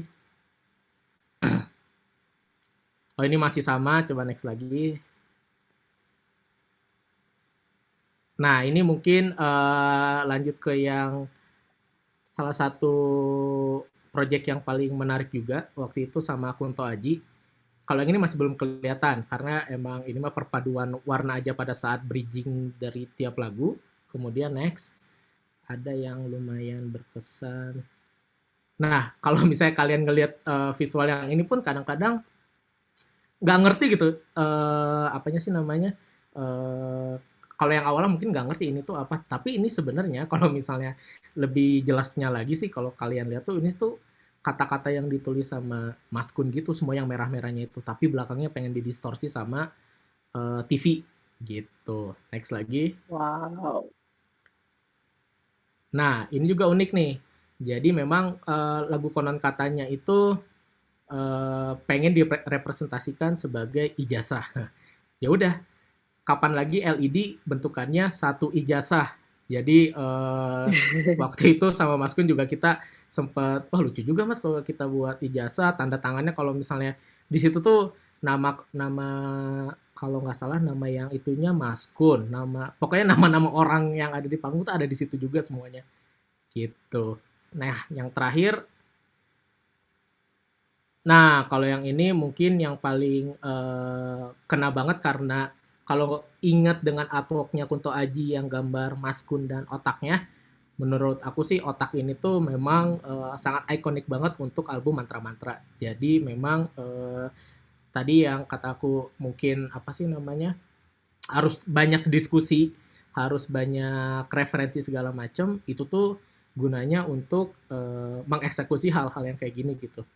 Gitu. Itu ceritanya mungkin otak dan saraf-saraf kali ya, neuron-neuron gitu. Wow. Udah sih. Thank you, Kak. Menarik sekali. Nah, ini ada pertanyaan menarik, tapi aku mau invite orangnya juga yang bertanya. Dari Ananda Suryo. Ini menarik banget Nggak usah itu, pertanyaannya. nggak usah dibacain. Aduh, Mas Orang Suryo. gila, orang gila itu orang gila. Mas Suryo. Tapi pertanyaannya menarik. Ini Kak Ananda Suryo yang mana ya mau aku ini? Mungkin Kak boleh langsung ditanyakan. Kak Denis dan Kak Rifanya. Iya, ini lagi mau di-in-frame. Orang gue sebelahnya Denis. Oh, iya Kak, ini mungkin pertanyaannya juga bagus. Bagaimana cara corporate dengan idealisme kita ketika kita mendapatkan kerjaan yang nggak sesuai dengan selera kita? Gimana? Mungkin dari Kak Denis dulu ya. Mantap, mantap Suryo. Mantap sekali. Gimana ya? Ini masuk ke materi handling klien kali ya, biar kita setelah sama klien dipakai lagi besoknya. Gimana tuh Kak? Kalau dari aku sih paling sebisa mungkin masukin idealisme kita sih penting, tapi tinggal persentasenya aja sih. Kayak kalau misalkan kerjaannya nggak sesuai selera sama kita, mungkin ya, uangnya yang bagus ya. Itu dia. Apanya? Bisa diambil. Mungkin budgetnya yang bagus ya. Itu. Yang penting dompet aman. Ayo jalan. Aduh. Oh my god, sangat bagus jawabannya. Kunci dompet Gitu ya. aman, Sur, project aman, Sur, lancar. ya. Kalau dari Kak Deva gimana Kak Deva? Oh, kirain buat Kak Lain- Denis aja lain- dari Mas Sama tuh. Suryo. Lain Buat Yakin Kak gue Denis sama. aja Mas lain Suryo. dompet aman. Lain dompet aman Kak Deva. Apa ya? Sebenarnya kalau dibilang tidak sesuai selera, balik lagi ya. Tadi masalah persentase idealismenya sih benar tadi kata Kak Denis di saat kalau memang nih kadang-kadang kan kalau kerjaan project by project kayak kita tuh selalu mementingkan waktu, terus mementingkan ya tadilah budget ya Kak Denis ya, terus mementingkan si ya karyanya juga gitu. Di saat misalnya ada salah satu yang atau misalnya ada dua yang nggak masuk ke kriteria kita, kalau aku sih lebih prefer untuk tidak melanjutkan sih. Jadi kadang-kadang nih apa sih namanya di saat kita ngelanjutin projectnya juga jadi setengah hati, bahkan setelah setengah hati jadinya nggak perform. Lebih baik kalau aku sih lebih baik memberi apa ya, lebih baik project yang kadang-kadang si bayarannya nggak terlalu besar, cuman seneng banget tuh jump in ke sana gitu. Jadi memang ya udahlah, itu ada yang dikesampingkan tapi ada beberapa experience yang didapat. Tapi kalau misalnya ternyata tidak sesuai selera ya Kak Denis ya, budgetnya tidak sesuai juga, jadi lebih baik mungkin masih banyak project yang lain. Oke. Ada lagi nggak nih teman-teman pertanyaan dari peserta di sini yang mau ditanyakan seputar visual yang mendukung musik bersama Kak Deva dan Kak Denis? Biar kita kupas-kupas di sini. Oke, tidak ada. Kalau gitu saya yang bertanya. Nah, di sini kan sebenarnya peran kita, peran Kak Denis, Kak Deva sebagai penjual jasa visual dan kita musisi sebagai penjual jasa musik itu sama-sama jual jasa. Nah, berdasarkan pengalaman masing-masing, boleh nggak sih sharing ke tips buat kita gimana caranya biar kita tetap bisa berkarya tapi juga improve dan bahkan naik level karyanya. Terus gimana sih caranya kita biar bisa ekspor terus? Apakah kita harus bergaul di suatu komunitas visual biar mendukung kita banyak referensi, banyak masukan, dapat banyak insight dari circle kita buat ekspor visual kita? Dan gimana tips and trick maintain klien? Mungkin dari Kak Deva dulu boleh.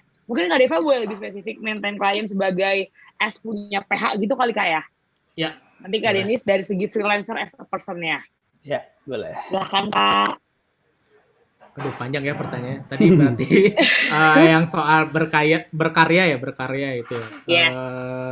Agar tetap berkarya sebenarnya sih kalau di era sekarang yang emang cepet banget nih si informasi keluar masuknya, datang dan ininya hilangnya. Jadi kalau menurut aku sih untuk dari segi karya aku lebih prefer jangan terlalu perfeksionis banget lah ke suatu karya. Tapi kalau misalnya menurut kalian si karyanya emang udah layak untuk untuk diperlihatkan, lebih baik dikeluarin dulu aja. Jadi memang sekarang karena eranya cepat, lebih baik kita yang menjadi yang pertama daripada kita bagus tapi orang lain udah pernah ngerjain gitu. Jadi memang dari segi karya sih kadang-kadang kalau misalnya kita terlalu perfeksionis juga, kadang-kadang aku juga kalau misalnya ngebuat visual segala macem, kalau misalnya terlalu perfeksionis ya pada saat manggung nggak akan keburu tuh, yakin, karena selalu kayak sedetail mungkin, selalu ngobrol sama kliennya kayak ini kayak kurang ini. Tapi kalau misalnya esensinya udah dapet, ya udah mending lebih baik si karya mah lebih baik kita kita upload aja, kita publikasikan aja. Nah, kalau untuk eksplorasi sendiri sih sebenarnya aku kalau misalnya sama teman-teman tuh alhamdulillah mendapatkan teman-teman yang mempunyai referensi yang berbeda. Nah, Jadi kalau dari apa ya namanya? Kalau dari visual sih, kalau misalnya dari aku, karena kita punya referensi yang berbeda, kita tuh lebih sering diskusi gitu mengenai visual-visual yang menurut mereka bagus, yang menurut mereka wah kayaknya ini lebih kena di band yang A, lebih kena di band yang B gitu. Karena memang keberagaman itu yang ngebuat si referensi kita makin banyak nih. Jadi kita bisa memilah-milah kayak oh ini tuh kayaknya eranya kalau pakai referensi yang ini tuh kayaknya nggak pas deh gitu. Terus apalagi tadi pertanyaannya? Wow. Satu lagi. Gimana caranya buat kita bisa tetap kaya dalam bereksplorasi? Apakah perlu kita bergabung ke suatu komunitas visual gitu biar dapat referensi banyak, dapat masukan banyak, circle-nya Oh, juga anak-anak visual banget nih, nyeni banget, anak betul visual nggak sih banget. Kak?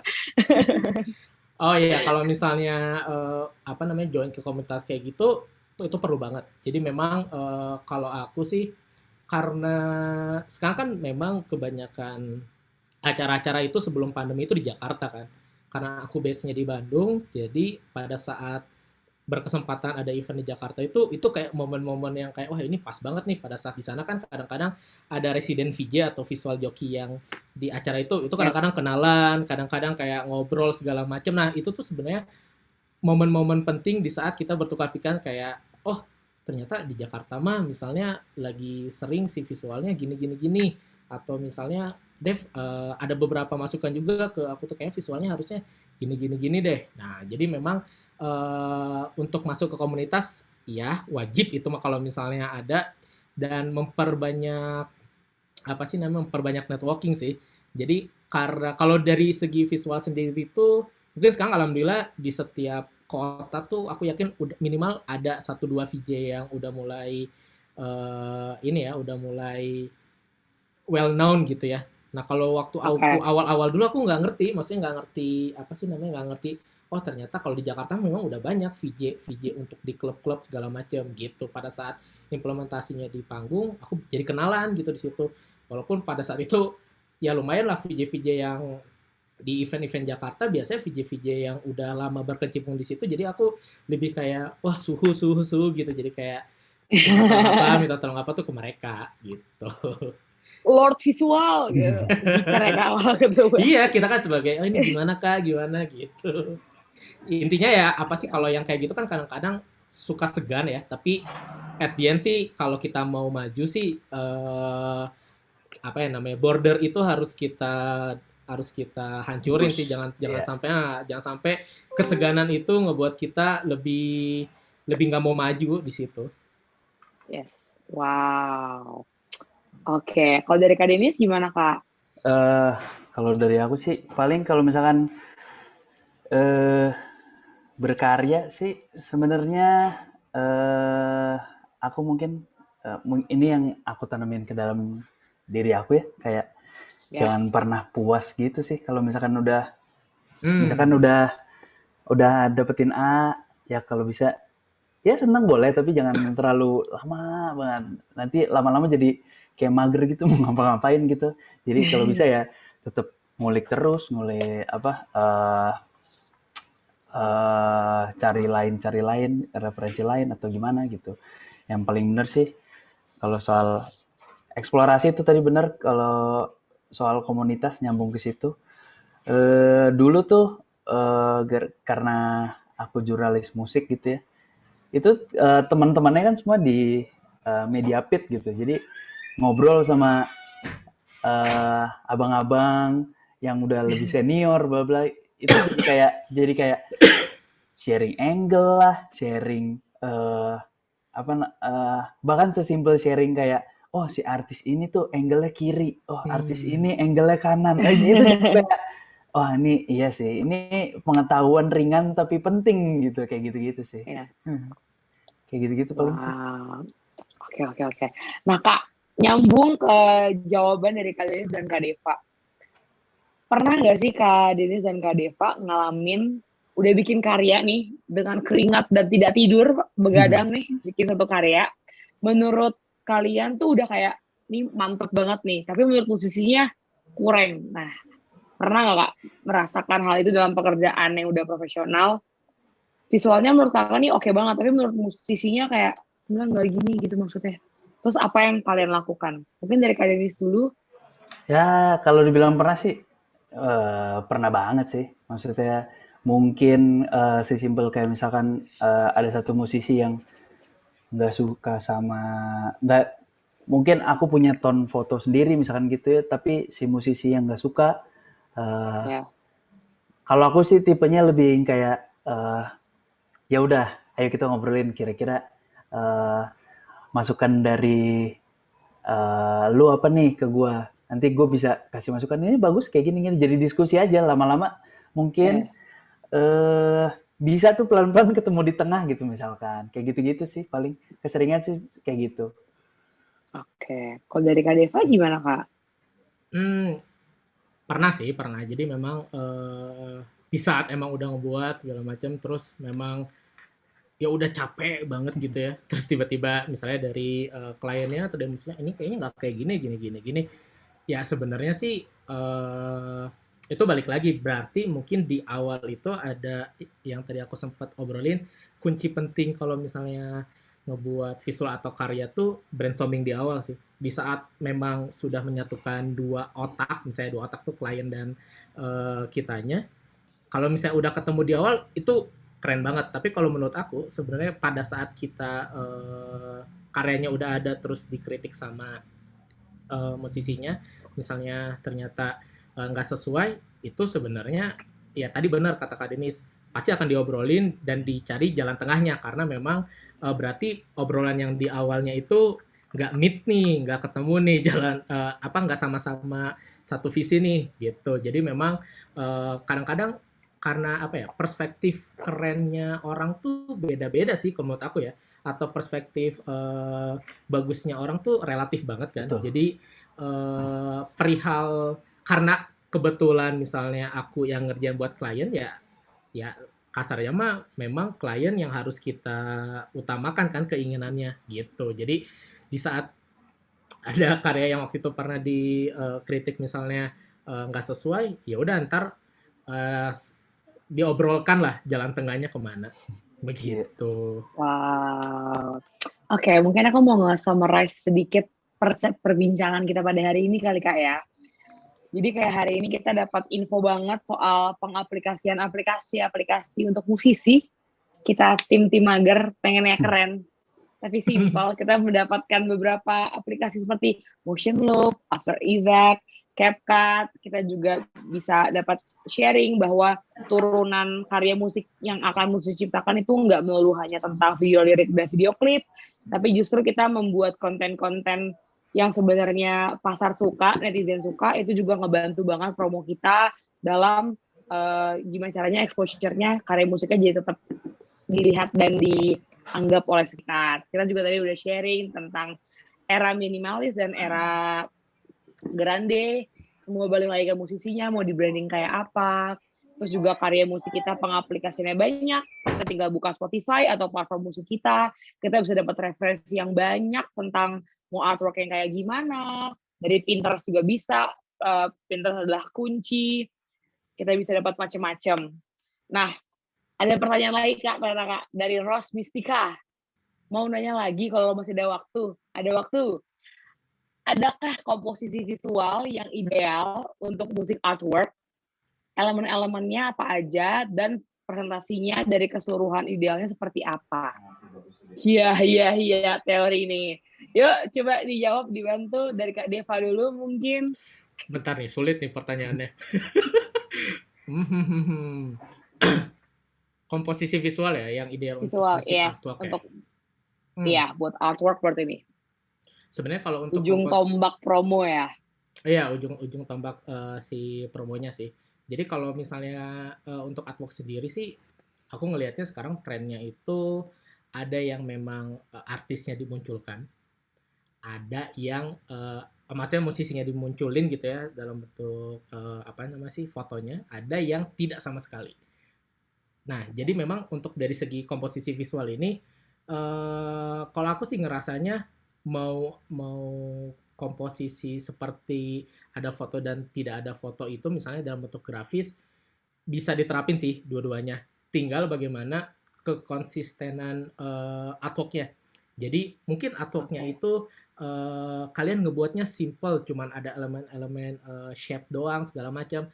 Tapi di saat misalnya elemen-elemen shape-nya itu diimplementasikan ke berbagai macam apa namanya platform sosial media, itu tuh akan ngebuat secara nggak langsung orang yang ngelihat, oh ini mah kayaknya pernah lihat deh logonya di si Reels ini, oh ini mah pernah lihat di TikTok Oke. yang ini. Jadi memang sekarang penerapannya sih kalau dari segi artwork, baik lagi nih, kalau dibilang ideal tuh bagi beberapa orang ada yang bilang ideal apa relatif lah, kayak bagus gitulah kalau dibilang ideal ya.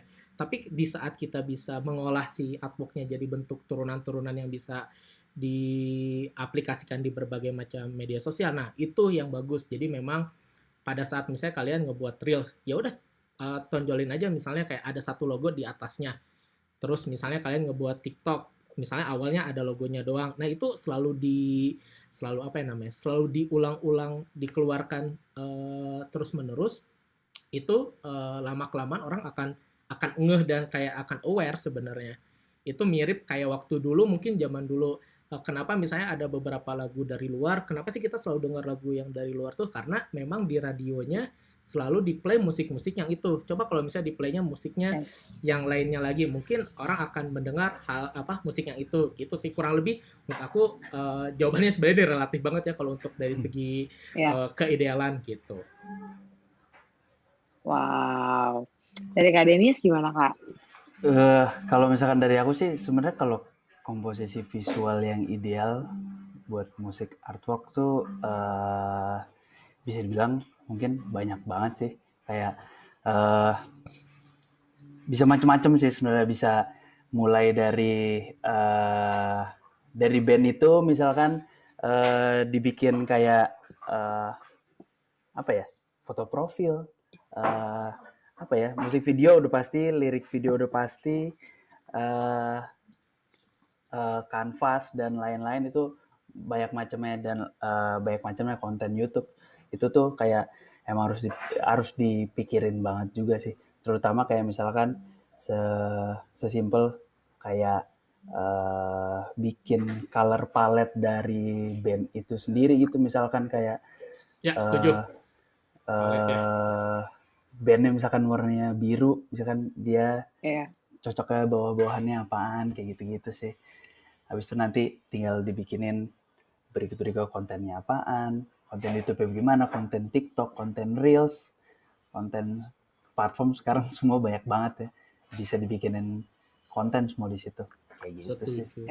Sedikit nambahin, mungkin lebih ke itu sih, lebih ke apa sih namanya, tadi mungkin aku sempat bilang di saat memang nggak ngepost, ya udah orang nggak akan tahu. Tapi di saat kita berulang kali ngepost dengan aset yang sama, itu secara nggak langsung sebenarnya gini, aset artwork tuh kita bisa banget tuh, itu turunannya bisa banyak banget. Misalnya mungkin kemarin ada artwork, aku ngebuat artwork Faya ya, Putri ya, misalnya itu kenapa misalnya alat musik segala macam, aku yakin misalnya dari fotografernya atau misalnya dari Fayanya sendiri punya maksud kenapa harus di depan alat musik itu, pengen ngejelasin apa. Nah itu tuh sebenarnya bisa banyak banget tuh turunannya, diceritain aja tuh via Instagram, via Reels dan segala macam. Itu jadi satu suguhan konten yang menarik dibanding misalnya artwork itu cuma dipakai hanya untuk Spotify doang, kan sayang gitu. Tapi kita nggak menjelaskan isi artworknya sendiri begitu. Wow, mungkin aku nambahin juga Kak, mungkin that's why kenapa banyak banget musisi itu jualan merchandise, karena itu caranya mereka untuk menggunakan juga karya-karya visualnya ya kan, biar mungkin orang nggak buka aplikasi tapi kita pakai tote bag, sesimpel tote bag, kita pakai ke mall, semua orang pakai tote bag gambar itu kan nge-branding ya. Tote bag, kaos, korek lah, alhamdulillah sekarang banyak banget. Macam-macam. Bahkan ada yang bikin sendal juga. Serius? Wow, itu unik sekali. Mungkin itu juga bisa jadi masukan buat teman-teman musisi yang mungkin stuck kayak nggak mau digital doang nih promonya, maunya juga fisik. Gimana caranya visual gue jadi fisik? Mungkin bisa explore di merchandise. Ntar turunannya banyak banget lagi kan tuh buat nge-branding segala macam. Oke, nggak terasa sudah sejam lebih kita berbincang-bincang. Mungkin sebelumnya terima kasih buat Kak Denis dan Kak Dev untuk waktunya. Terima kasih juga buat seluruh peserta yang udah mantengin dari awal sampai akhir. yang di Zoom, baik yang di YouTube. Mungkin sebelum kita nutup sesi Diksi Marathon pada episode keempat ini, boleh nggak sih ada tips and trick atau pesan-pesan atau kalimat penutup lah, closing statement dari Kak Deva dan Kak Denis untuk musisi, biar tetap encourage musisi, biar tetap peduli dengan karya visualnya semakin naik level lagi, semakin lebih baik lagi. Mungkin dari Kak Deva dulu boleh? Mungkin kalau dari aku sendiri sih, untuk teman-teman musisi yang sekarang udah mulai peka terhadap visual dan segala macam. Jadi sekarang memang karena musisi kan memang ngebuat karya dalam bentuk audio ya, dalam bentuk lagu kan. Tapi sekarang kenyataannya memang intinya di era di era informasi yang secepat ini, nggak ada salahnya loh semua aplikasi, semua media-media informasi ini kita pergunakan dengan baik. Karena bisa jadi di saat kalian ngepost itu, mungkin postingan yang akan viral itu adalah postingan besoknya gitu. Jadi memang ya udah tetap aja keep untuk ngepost, keep untuk menjabarkan si visualnya segala macam. Jadi jangan sampai menunggu menunggu kayak nggak pede dengan si karyanya, terlebih karya si visual ya kalau menurut aku ya. Kecuali memang kalau udah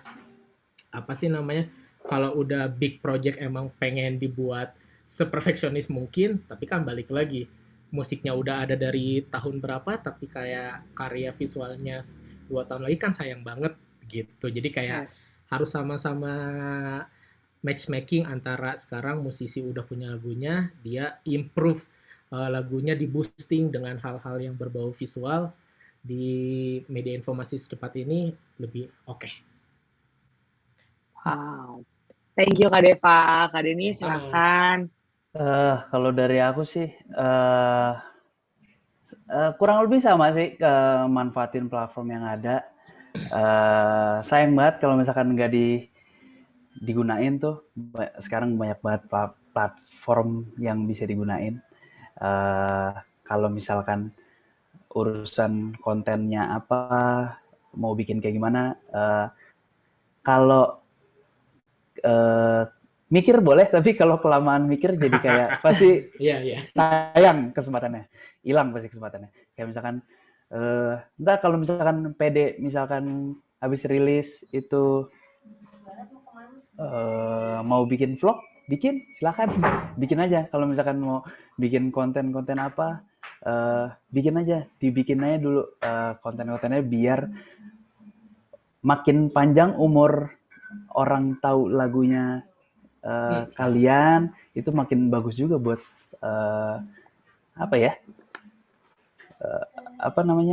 biar orang makin aware gitu lah, gitu sih. Oke. Wow, thank you Kak Denis. Oke teman-teman, mungkin semoga semua perbincangan diskusi kita pada hari ini bisa kasih banyak pengetahuan dan sharing dan masukan buat teman-teman yang aktif di dunia musik maupun dunia visual. Sekali lagi terima kasih untuk waktu dan kesediaannya dari Kak Deva dan Kak Denis. Sehat-sehat selalu. Terima kasih juga buat semua peserta.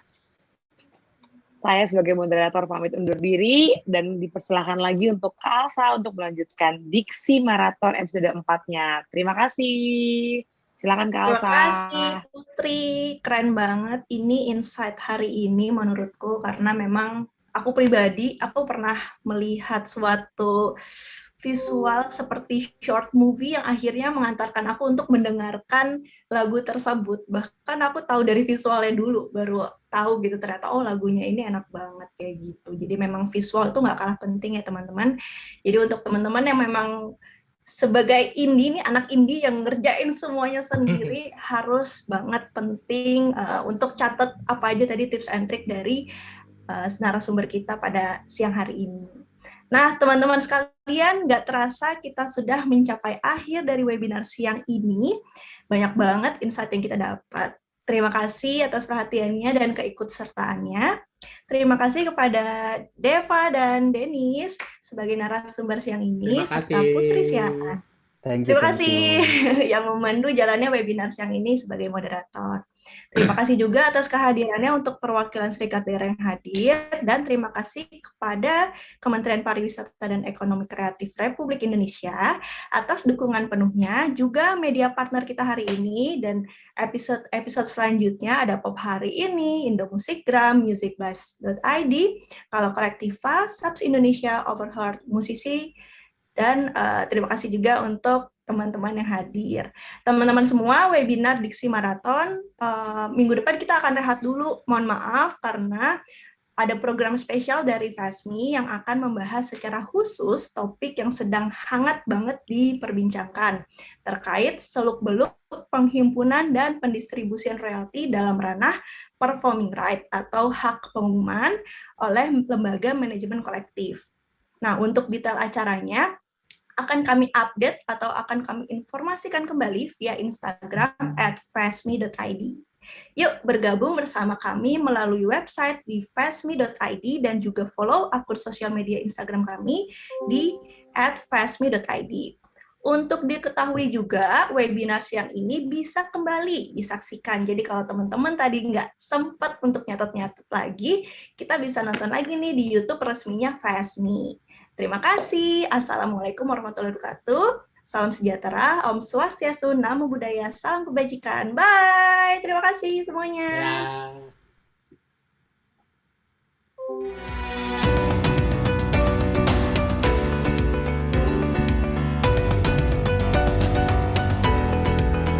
Record.